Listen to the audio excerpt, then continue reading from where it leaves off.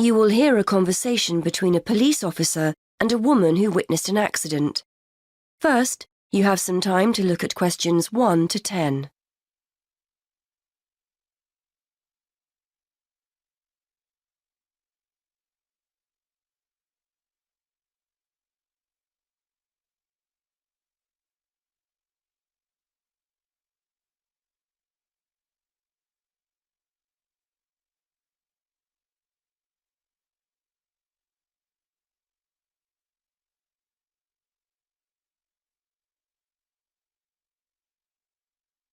You will see that there is an example that has been done for you. On this occasion only, the conversation relating to this will be played first. Hello, madam.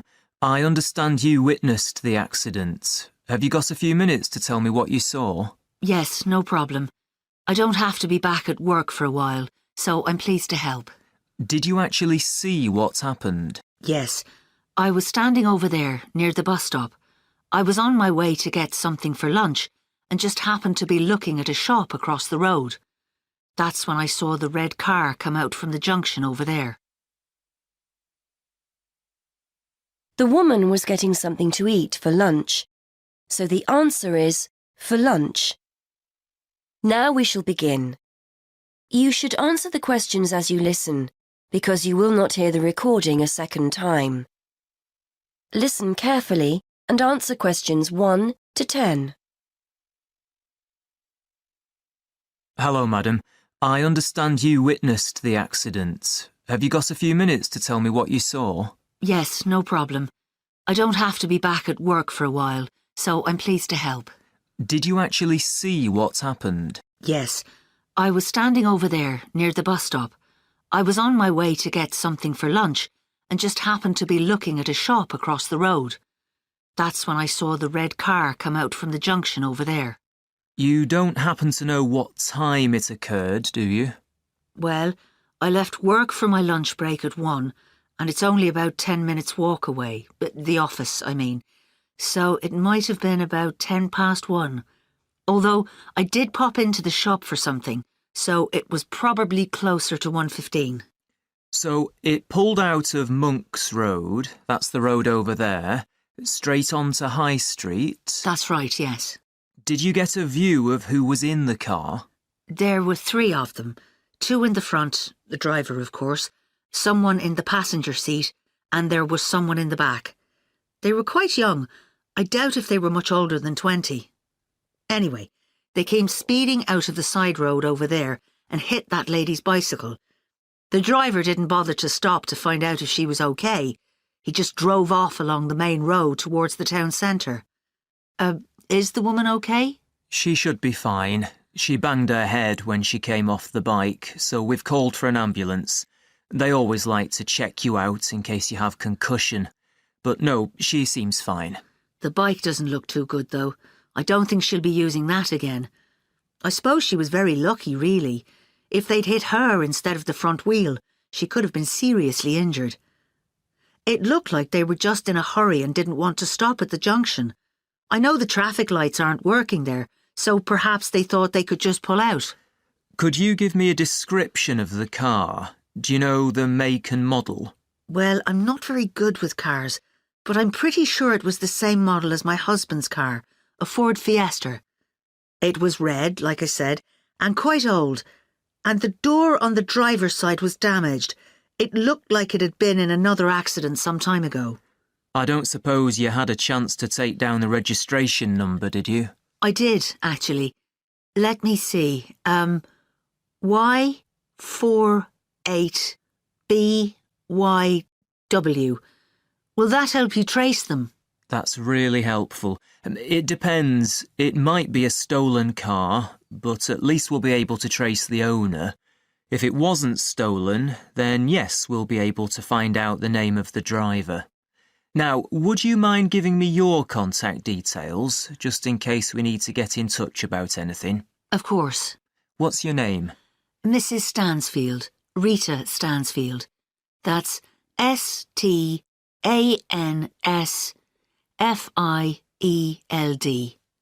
And your address, Mrs. Stansfield? 19 Althorpe Road, Bradford. That's ALTHORPE. Have you got a telephone number we can get you on? Yes, it's 0232 566 788. And do you have a mobile number? Yes, 07834 889 772. That's great, Mrs. Stansfield. As I said, we may get in touch if we need any further information, but probably what you've told me is enough. Thanks for your time. No problem. I'm glad to have been of help.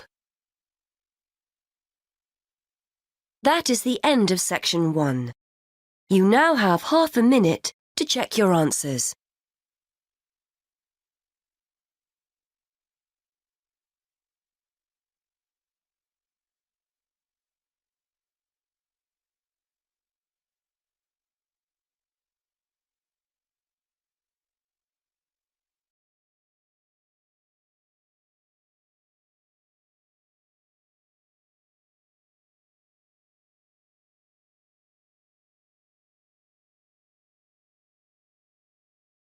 Now turn to section 2.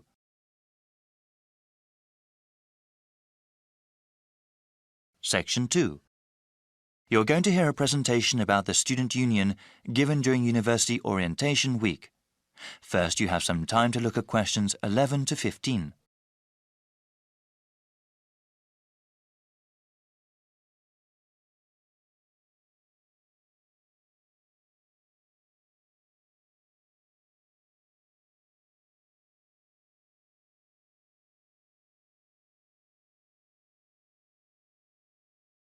Now listen to the first part of the conversation and answer questions 11 to 15.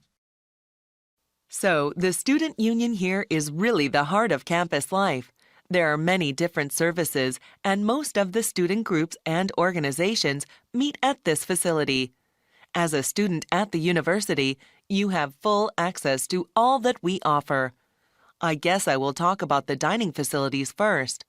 We have 8 venues from which students can choose to have their meals. 2 of these are franchise outlets that offer normal fast food fare, such as fish and chips, hamburgers, and soda. One dining area has a do-it-yourself system. Specializing in food for the vegetarian and vegan members of the campus community, there is a wide selection of vegetables, fruits, and grains. At the end of the buffet are several cooking stations available for students to create their own meals. The Student Union has a wide variety of entertainment options as well.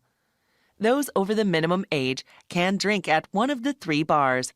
During the school year, they regularly offer live music, musical groups from both the local scene and occasionally even very famous people have performed there. All the bars serve domestic and imported beers, wine, and hard liquor. A cinema theater with 750 seats is available for screening films. The Movie Appreciation Group also screens many types of films, even foreign and classic movies. Also, the theater is where guest speakers hold lectures. These speakers are sometimes professors from other universities or other notable people. Before you hear the rest of the presentation, you have some time to look at questions 16 to 20.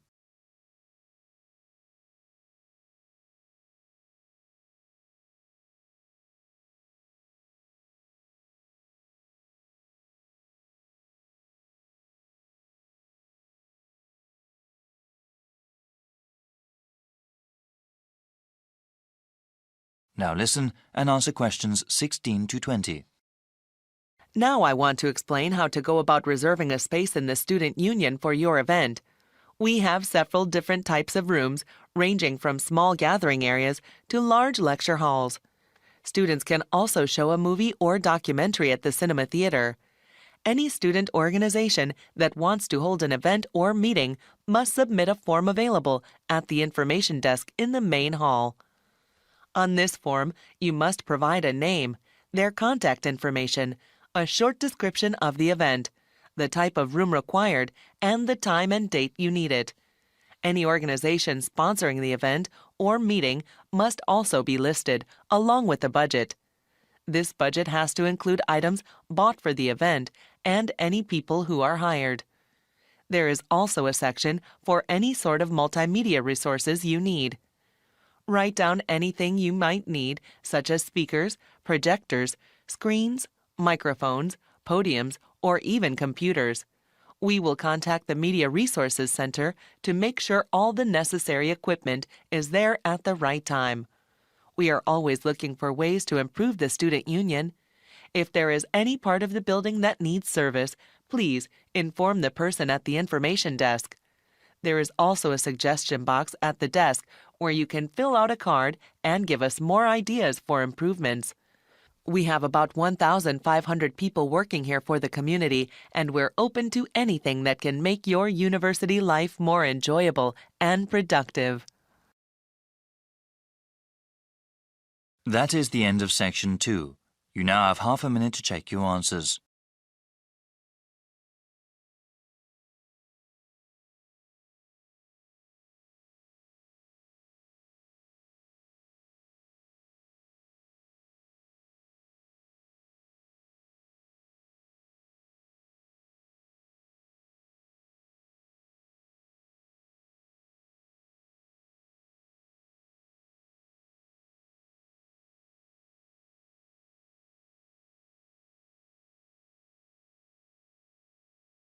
Section 3. You will hear two students called Katie and Harry discussing a project they are both working on. First, you have some time to look at questions 21 to 26 on page 6.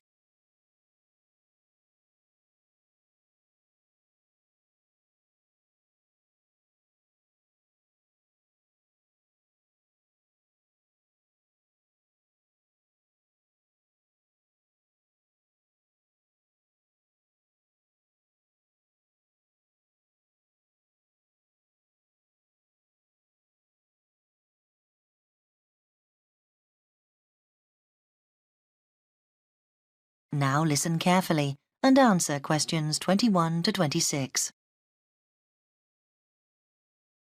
Hi, Harry. Katie, hi. Look, let's sit down and work out what we've got to do for this next project we've got for the geography course. I'm glad we're doing it together. We should be able to split it between us so it's not too much work. Yes, Harry. I had quite a long chat about it with Dr. Smith yesterday, so I've got quite a good idea of how we should be organising it. Now, he said we've got to move on from the general project we did on soil erosion and look specifically at coastal change. I think that'll be interesting, don't you? Yeah. I was thinking about it last night because we'll have to make sure we pick our days to visit the beaches. It seems there's a reasonable train service to White Sands Bay, but the weather could stop us from getting all the samples we need. It could take us longer than we think. Yeah, but we could save ourselves some time if we try to get hold of any information that's already been collected. I know several postgraduates who have done stuff in White Sands Bay this year, though on other topics. We could check out what the marine biology unit have got. They're bound to have something we could use. OK. Let's do that this week and arrange to go to the beach next week. I think we'll need about 3 days. If we book ahead, we can probably stay in the university lodge when we're down there. The other thing is, we must go to the Environment Agency and get permission to take the samples, just in case anyone challenges us when we're down there. I think we'll have to fill out a form or something. Right, Harry. Now, let's work out who's going to do what first, because we have to get it done by the end of this month. I think we ought to divide up the data collection between us. What? So only one of us goes to the beach, do you mean? No, I think we both ought to get a picture of what's involved, but there's no need for us both to do everything.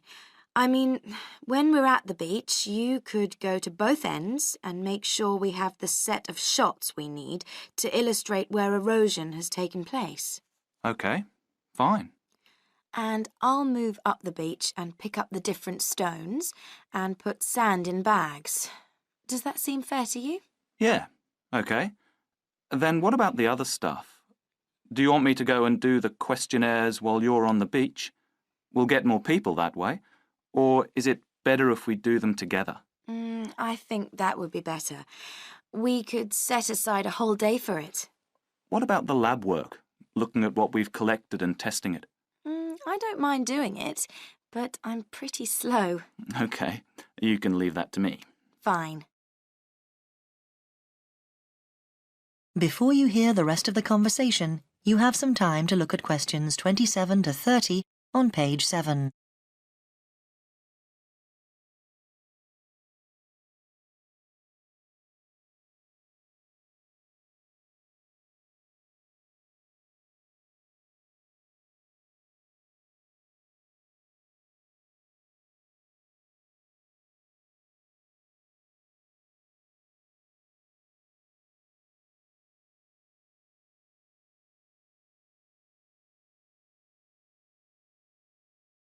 Now listen and answer questions 27 to 30.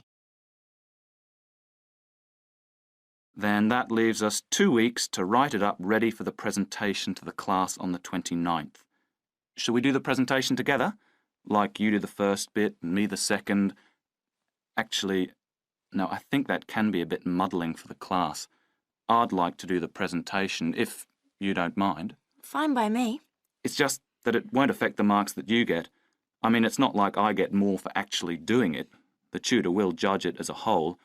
But I think I remember them saying at the beginning of the year that we were expected to do 3 before the end of the year in order to get a satisfactory mark. And I'm 1 behind, whereas you've already done yours, haven't you? I can see why they put them into the course, because most interviews for jobs demand you do a presentation nowadays. Yeah. Does that mean I have to write it up? I think it'll be impossible to do that together. Yes, you're very good at that. Oh, yes. Typical that I get landed with it as usual. Actually, I don't mind. I know we haven't got very long, but that's okay. Often I write better when I'm pushed for time. It focuses the mind. But I'll have to have a think about how we present the data, because that won't be straightforward like the rest. So I'd like a bit of help with that. Yeah, sure. Anyway, I was thinking, after we've done the presentation, I think it'd be a good idea if we asked our classmates to tell us what they think of our conclusions. Well, I don't know. They won't have done the research, so whatever they say would be uninformed. I don't agree.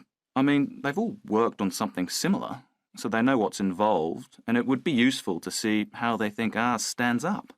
We'll have to be sure of our ground, make sure we don't make any mistakes in our results or whatever. I don't mean I think they're going to tell us anything new, just give us their thoughts on the process. OK. Then I'll deal with the questions at the end. Dr. Smith said we would have to prepare thoroughly for this, and I'll probably get lots of background stuff in the process of writing up, so I'll be prepared for any surprises. If he's impressed by your presentation, then we should do well. Right. That is the end of section 3. You now have half a minute to check your answers.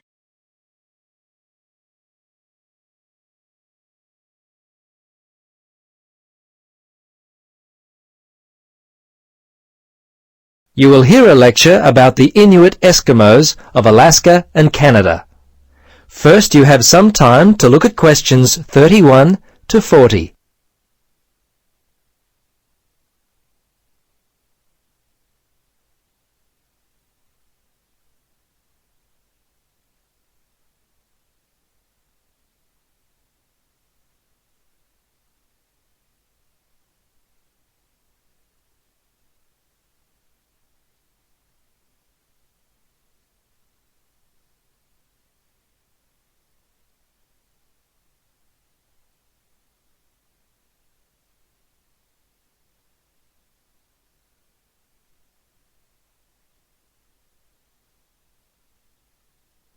Now listen and answer questions 31 to 40. Good afternoon. In our lecture today, we will continue our study of people who inhabit the northernmost regions of the world. Our focus will be on the native inhabitants of Alaska and Canada, the Inuit Eskimos. They have been called the native inhabitants, as the Inuit were the people who had most recently migrated across the gap between Alaska and Siberia. Distinctly Asian in origin, the Inuit, which is literally translated the people in their native language, developed their civilization in what is now the Bering Sea region about 1,000 years ago. Their culture spread eastward and is called the Thule culture, after the place in northern Greenland where archaeologists first discovered it. The first Europeans to meet Inuit people were Norse settlers in what is now northern Newfoundland, Canada. These settlers lived there for a short time around 1000 AD. Approximately 500 years later, beginning in the 1500s, European whalers, fishing crews, and explorers met many Inuit along the coast of Labrador. Russians and other Europeans first met Alaskan Inuit in the 1700s. 100 years later, in the mid-1800s, whalers began to hunt in the Arctic. Some Inuit were employed by whalers and traded with them during that time. Perhaps one of the most interesting aspects of the Inuit is how they were able to survive and grow in such a harsh Arctic environment. Firstly, and not surprisingly, their homes were well adapted to the freezing conditions. They lived in predominantly two types of housing that would keep them warm. In the cold summer, they would live in tents that were made from the skin of the animals they had hunted for food, and they also traveled in boats. These were called umiaks by the natives. In the winter, they would live in houses made of sod, and when on hunting trips, they would commute by dog sled and build temporary houses made from ice. These igloos, which is the Inuit word for house, were uniquely made with a sharp blade carved out of walrus tusk. They would cut large blocks of hard-packed snow, about 3 meters wide, out of the ground.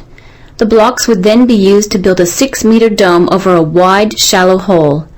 Within 1 or 2 hours, an igloo up to 10 meters in length could be built. It was weatherproof and large enough to house an entire family.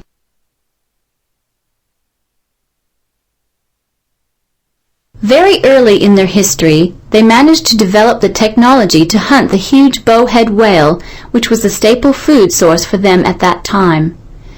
They also hunted walruses and seals. On land, they hunted polar bears, moose, and various other game. The harsh environment in which they lived meant that a steady supply of food was often difficult to come by. Therefore, the Inuit were a people constantly on the move, looking for food, which meant that their dwellings had to be easily built and easily dismantled. They inhabited the wide open land and, as such, moved freely around it in search of food. Today, the traditional way of life has basically ended for the Inuit. They live in wooden homes rather than in snow houses, sod houses, or tents. They wear modern clothing instead of animal skin garments. Most Inuit speak English and Russian. Some speak Danish, while fewer still continue to hold on to their cultural roots by passing on to the younger generation their native language. The kayak and umiak, their principal means of travel, have given way to the motorboat, and the snowmobile has replaced the dog team. The combined percentage of the Inuit population in Alaska and Canada stands at 63%, the latter being 29% and the former around 34%. Some Alaskan Inuit live in towns and cities, but the majority live in small settlements and hunt and fish for most of their food. Most of those in Canada live in towns in housing provided by...